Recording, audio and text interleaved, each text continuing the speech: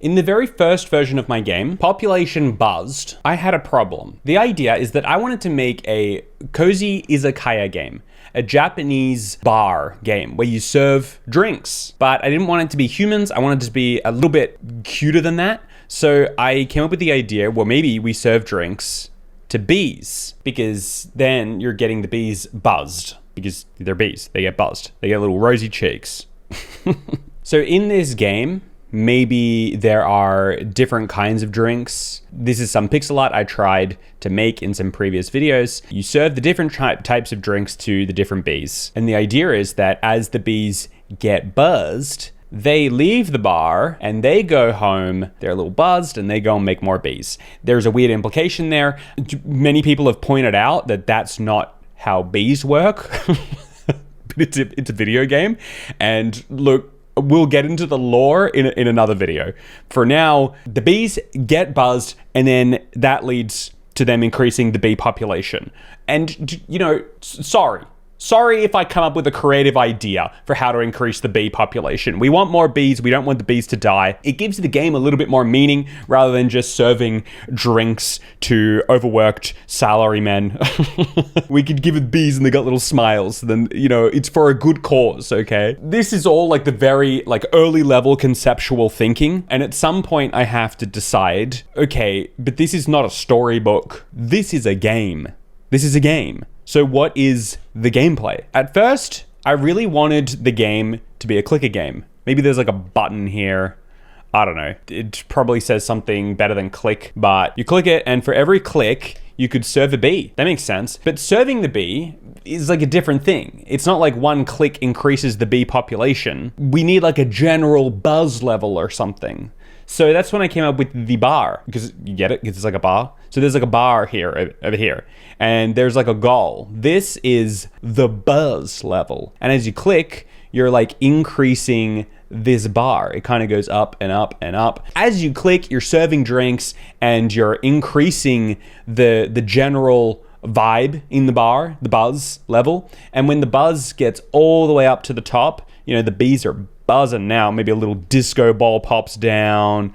All the bees are dancing. That's a little music note. They're buzzing.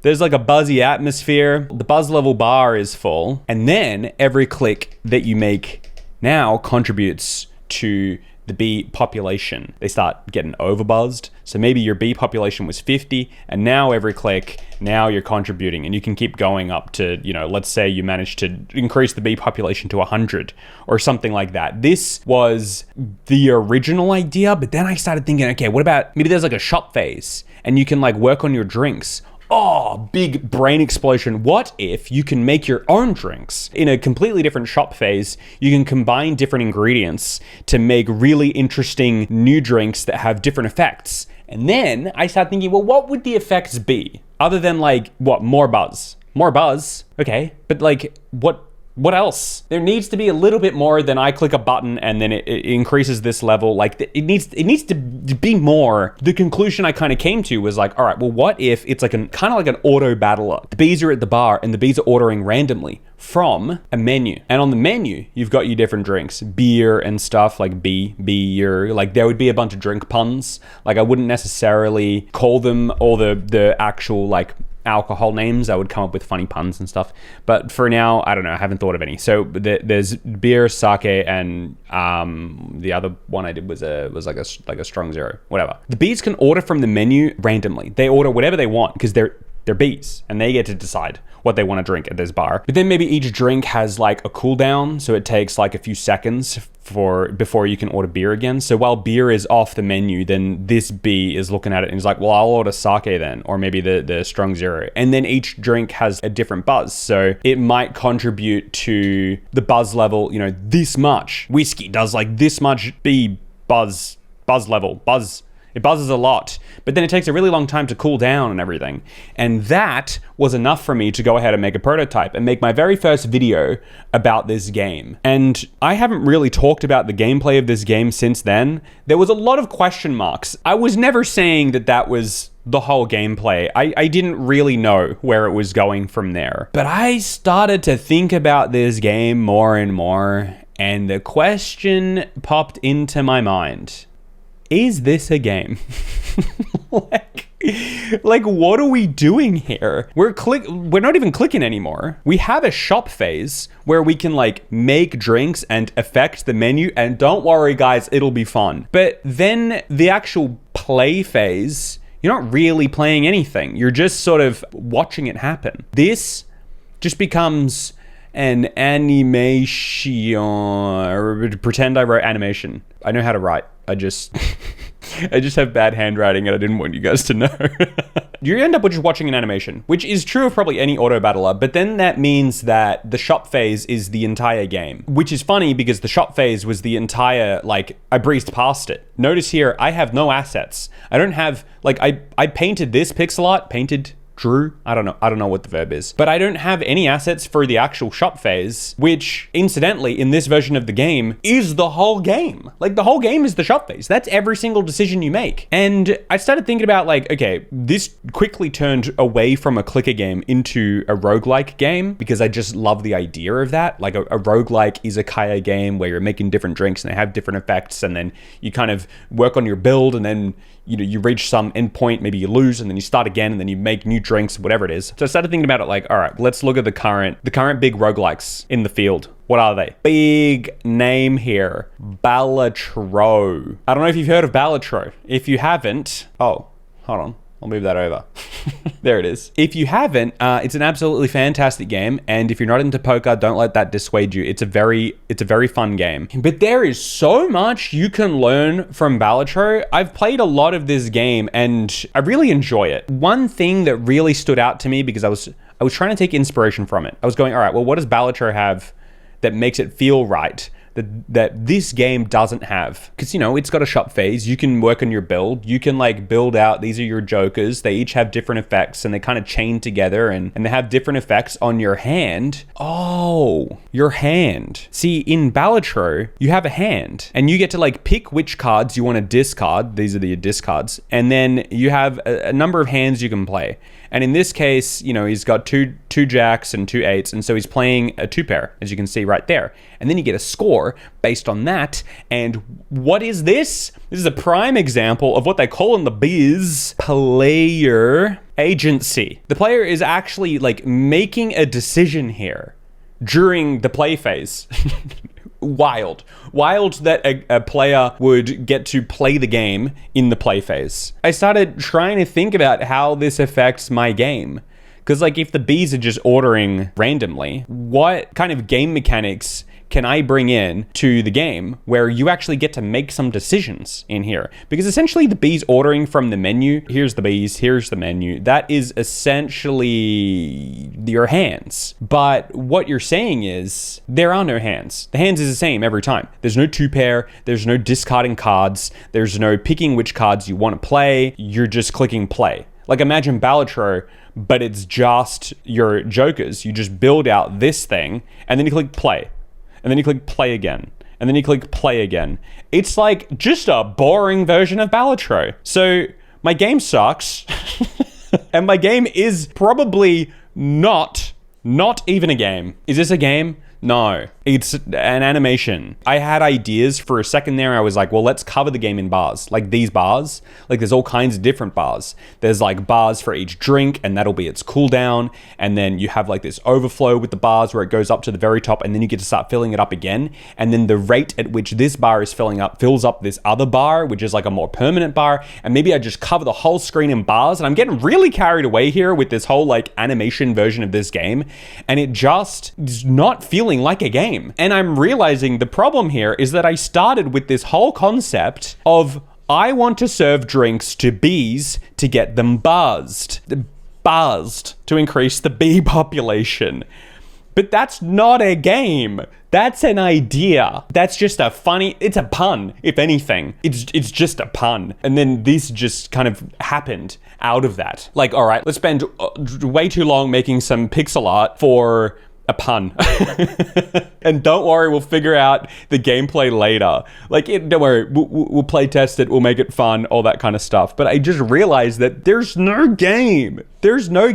So thinking about Balatro, I realized here, there's this trend. I really feel like Balatro is like the current case study. It's the case study for like game design at the moment. If you want to make a roguelike, well, what did Balatro do? What did Balatro do? And then you try do it. It's like every single YouTuber watching Ryan Trahan at the moment. Trahan? Like everyone just, it's just decided. If you're a YouTuber, you watch Ryan Trahan videos and you're like, what can I take from that and apply it to my videos? Whatever it is, I don't know why. That's just what people do, and I feel like that's Balatro right now. It's it in a bit. They're in the play phase where you've got these cards. That is actually your core gameplay loop. Like, sure, the core gameplay loop involves the shop, all that kind of thing, but there's actually like I would call it like a mini game. There is a mini game that we're playing here, which is 5-card poker. You draw your hand. You discard some cards, and then you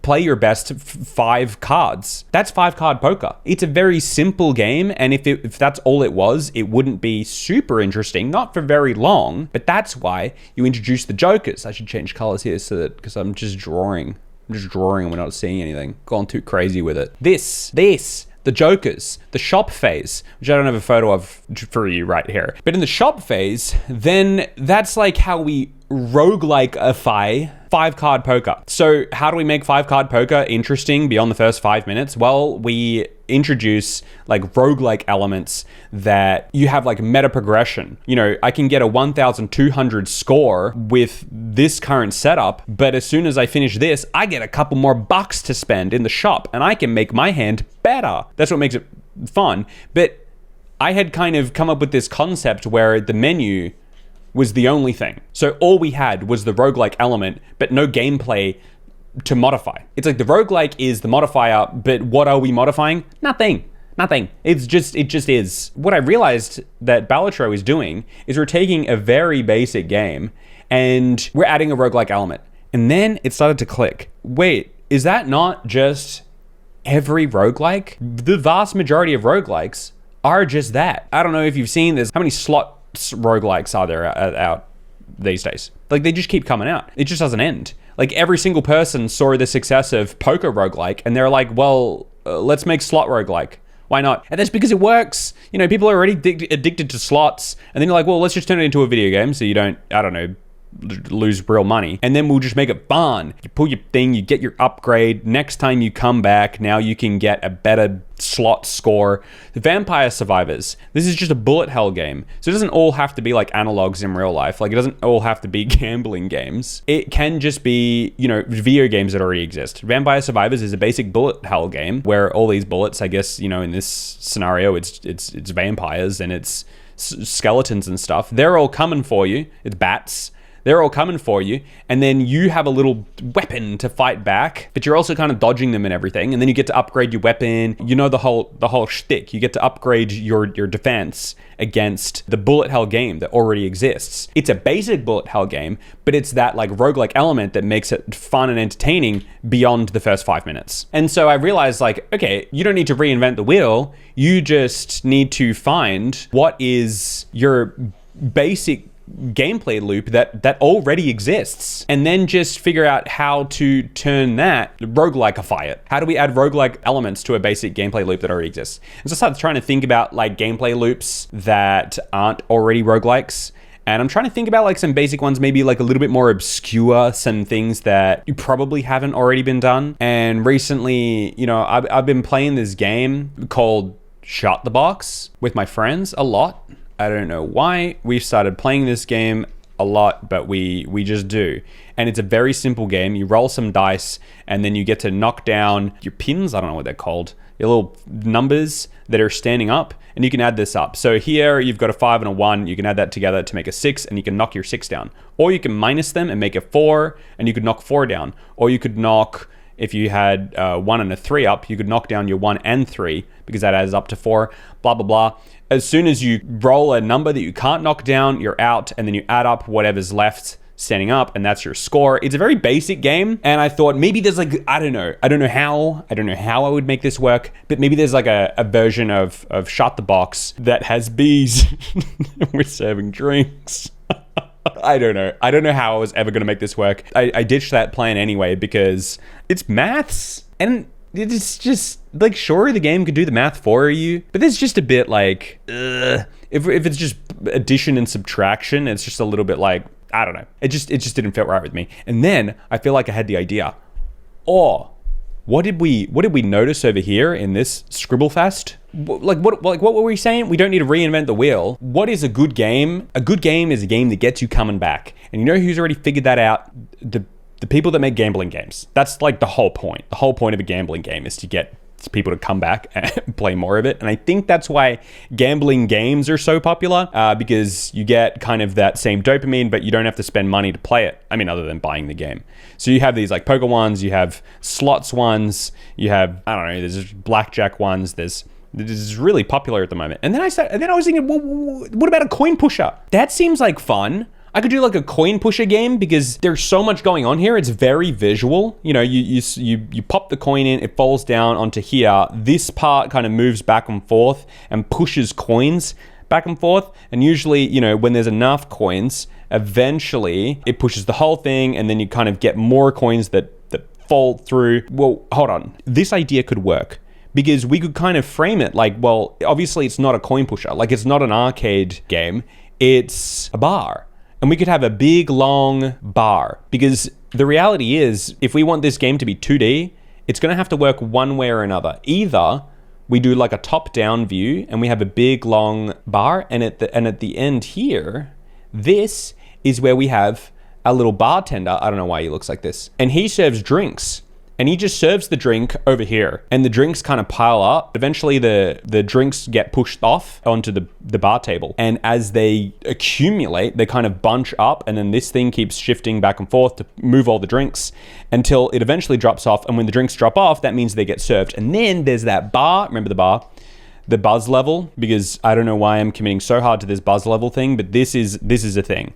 And so the drinks get served, it adds to the buzz level, and then we have that same thing where the buzz level goes up. When the buzz level reaches the top, then we start increasing the buzz pop. I don't mind that idea. The issue is we're looking at all of the drinks from the top down, and I feel like drinks from the top down don't look that interesting. And so I was thinking, well, I guess you could do it side view, where the bartender is serving it here, and the drinks kind of come out this way, and then the drinks are kind of falling here and they're bunching up, and these don't even have to be circles. They could be all different shapes, you know, whatever the shape of the drink is, big beer mugs, whatever it is, like little cocktail glasses. And then when they get eventually pushed all the way off the edge, then that's when they get served. But then I realized that, hold on, I was trying to solve player agency. Remember? I was trying to like solve this problem of like having a decision to make. But over here, in this version, you don't have a decision to make. The only thing you can choose is, are you going to drop the drink here, here, here, here? But either way, it's just falling down to the same spot.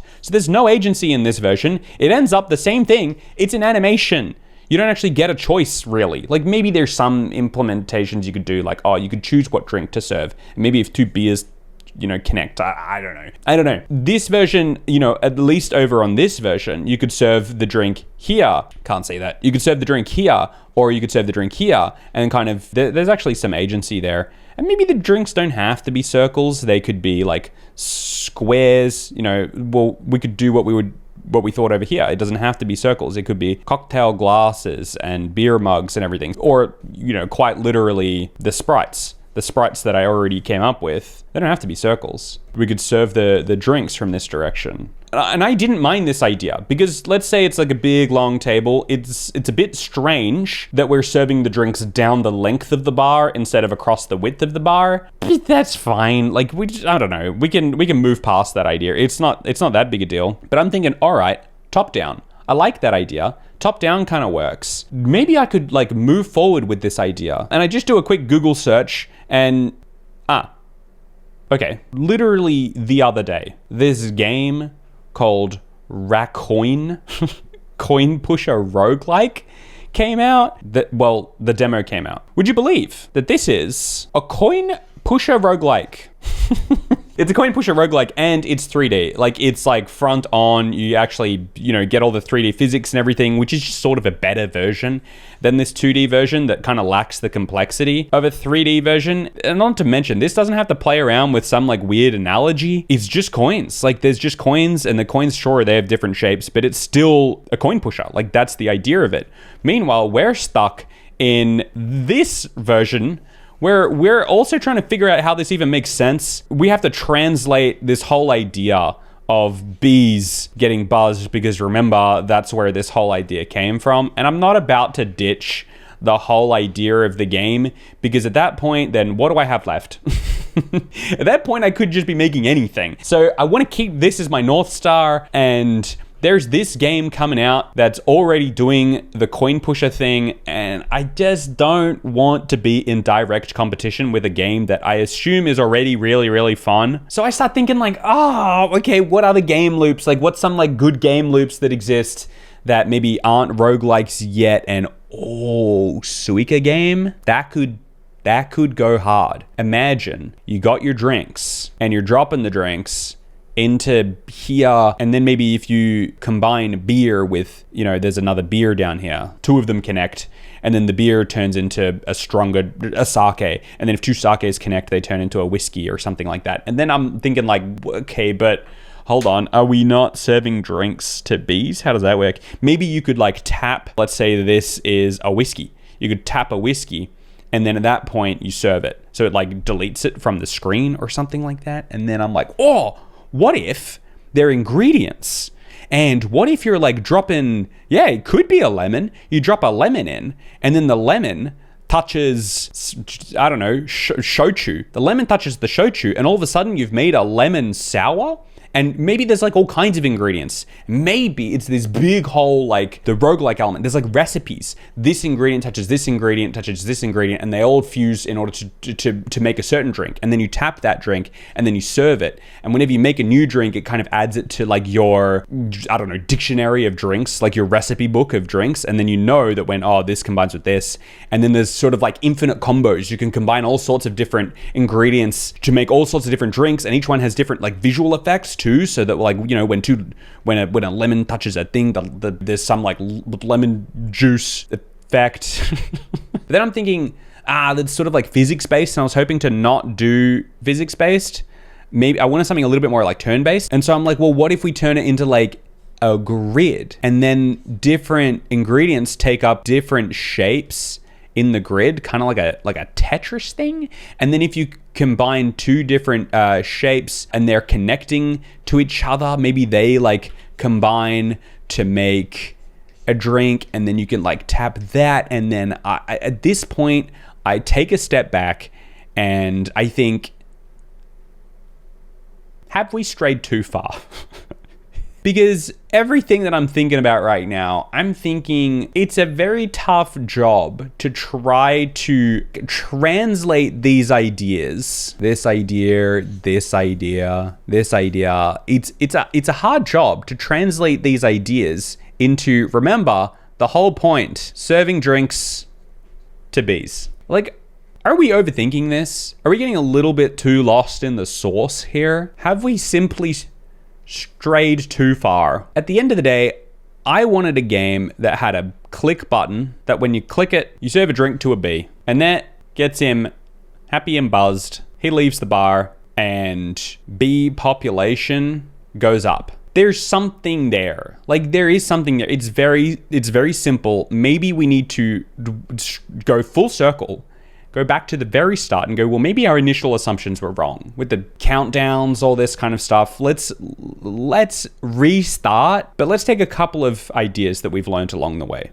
First of all, clicker games. We kind of moved on from the idea of a clicker game, I suppose, because with clicker games, you are essentially answering the question, like, what is the gameplay? What's happening here? Why is a clicker game fun when we're like clicking on this Baloo's bleep? When it dies, we get some coins that increases our money up here. We can scroll down and upgrade our heroes so that now we have a stronger click, and then we can click. Maybe we have some power-ups that we can click. that give us a faster click or a more powerful click or whatever it is. Or like cookie clicker. These clicker games are upgrading different things. It's all contributing to like big number gets bigger. And why is that fun? Why is that satisfying? It's a hard thing to put into words, but we could start with that. And then maybe just add something more to it. Add a little bit more gameplay to it. So let's move over here and let's just break this down to like the most basic version.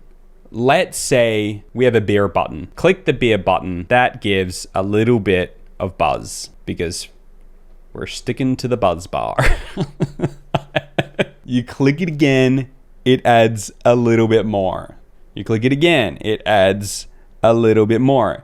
Eventually, we can up the buzz bar to the very top, and then that increases the population, as it did when we started this whole idea. That's like, in some ways, a clicker game. That's a basic clicker game. Now, it's like, well, the faster you can click this beer button, the faster this rises up. And then obviously we can imagine we get some sort of currency for that. We can upgrade the drink, maybe get a different drink, whatever it is. And then that one does more, exactly how we started with this whole game. And then, we can take this like top-down approach. So there's bees lined up at the bar. You can actually see the population, all the bees all the way back. You've got buttons at the top. For now, let's just draw them on the side. You've got buttons on the side. You have your bar. I forgot to put a bar here. You have your bar. And then you click in here, and then you're seeing the bees get served, and the bees go away, and we're creating something here. In fact, here's a version I prepared earlier. Different drinks, different buttons, they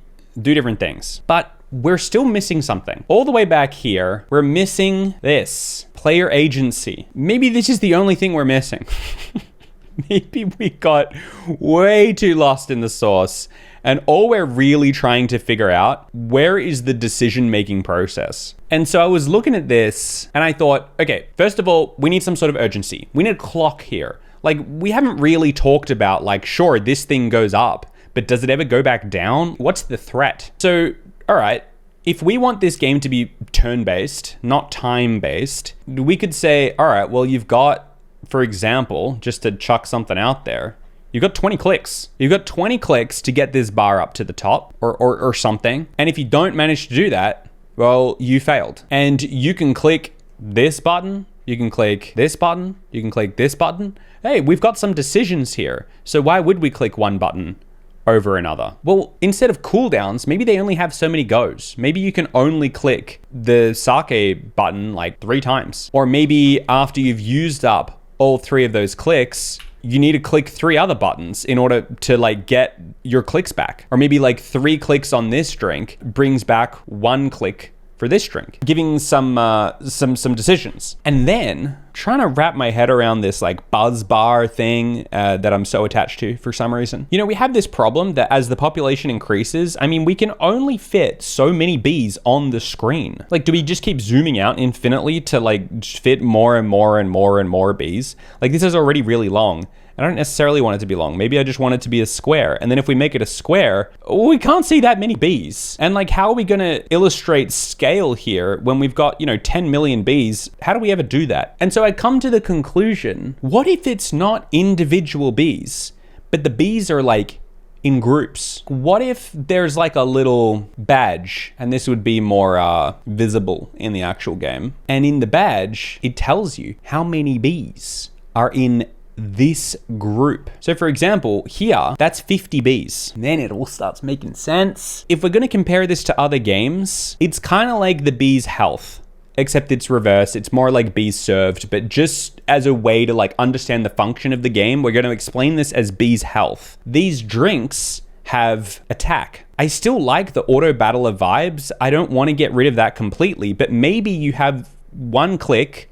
Let's just say, let's ignore the drinks for a second. 1 click serves all of the bees at the front of the bar, at the front of the line, once each, in a random order. Let's just say it's a beer over here. You click that, he goes through, and in a random order, he serves beer to each of the groups. And beer, it could be worth 10 buzz. And so let's say over here, this is a group of 10, this is a group of, let's say 5, and then this is a group of like 80. So beer serves 10. We click that. That means he goes through and in a random order, he goes over here, he goes 10, bam, done. This group, done, they're out. This group, this gets knocked down to 40 bees.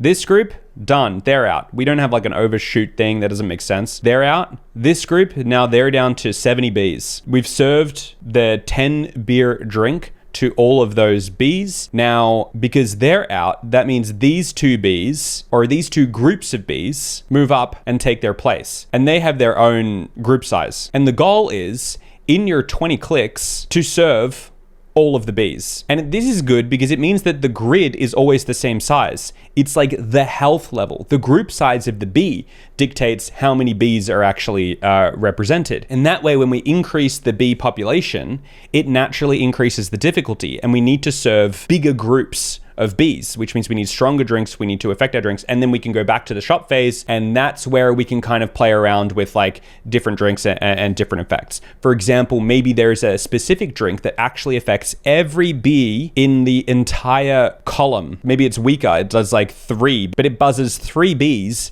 of each group in the entire column. Or maybe there's like some sort of like fork kind of lightning effect drink that kind of has a random chance to kind of split off into any adjacent bee and affect their group size. And so this buzz level actually just becomes a general representation of how many bees left you still have to serve. And then I started thinking, maybe there's an even bigger threat here. Maybe instead of just having individual clicks for like, let's say you have 3 stock for sake, that means you can only use it 3 times. Maybe the point is you have like 500 stock for sake, and every time you serve sake, it actually takes away the group size. You got to serve the whole group size. So there's 50 here. That means if you have 300 stock for sake, and then, you know, your bartender serves the group size that's 50, well, now your stock's down to 250. And so each drink in its own way has like its own health. And that way the group size of the bees that you're serving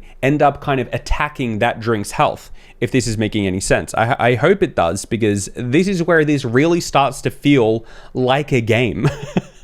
And then you can already start to imagine how this starts to turn into a game, because now we could have different types of bees. We could have a type of bee that like has the Hearthstone Battlegrounds equivalent of taunt, where that entire group has to be served before the rest of the row is freed up to be served. Or you could have a bee with the equivalent of stealth. Every other bee in the row has to be served first and completely wiped out before it can get to serving this one.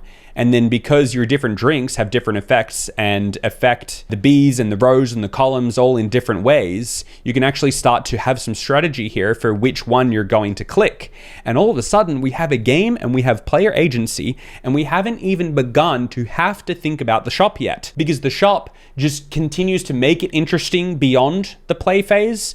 So I could come up with a basic version of this game that has 3 drinks, and each drink does a different thing, and you need to serve whatever it is, 500 bees. And there's like maybe 3 different types of bees other than standard bees. And all of a sudden, I think I have a game that is an actual game before having to add complexity through the shop phase. And is it a clicker game anymore? I mean, I don't know. Would it be too boring as a clicker game? It's hard to say, but part of me thinks when it comes to these clicker games, Cookie Clicker, Clicker Heroes, all that kind of stuff, would they not be a little bit more fun if there was an actual gameplay element to it? You know, clicker games aren't for everyone. Maybe they could be.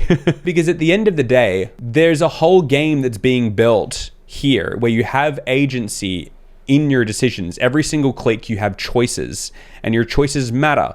And there is a way to fail, but it's all for the point of building that elusive population. There's a point here. It's not just a mini game. As you serve all the bees on the screen and manage to fill up your buzz level, all the bees get buzzed, and then they increase the population, which increases your difficulty. But your population is like your flex number. It's like the total number of cookies you have in Cookie Clicker. How big you can get this number is sort of the point, and you kind of want to do deep runs. And then my idea is something I'm just playing with. I'll have to actually play test this, is maybe you don't fail. Maybe when you run out of clicks and there are still bees on the screen, maybe they get kind of consolidated into one group at the front, and then the new population joins the back. And maybe it just sort of, the difficulty kind of gets away from you, where you feel like you're not really making any progress. And at that stage, you would do what is in Clicker Heroes called an ascension. You would ascend, and then you get to start again from the beginning with some meta progression that makes your drinks stronger than they were before. And then that way, next time you can make your population even bigger, and so on and so forth. And either way, there's a whole bunch of other little details that I haven't yet gone over, but this is just to give the brief version of the journey that I have gone through to come to a version of this game that I actually feel like is a game.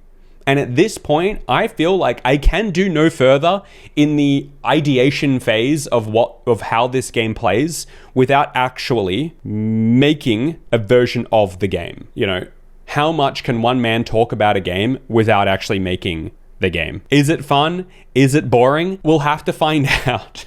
I'll have to actually build this game, and maybe then I'll have the answers that I'm looking for. If you have any thoughts, let me know down in the comments below. Thank you for watching if you've watched this far. If you liked this kind of video, let me know, because this just felt like, for me, the best way to explain what was going on in my head, and it was kind of fun. I'll see you guys in the next one. Thanks for watching.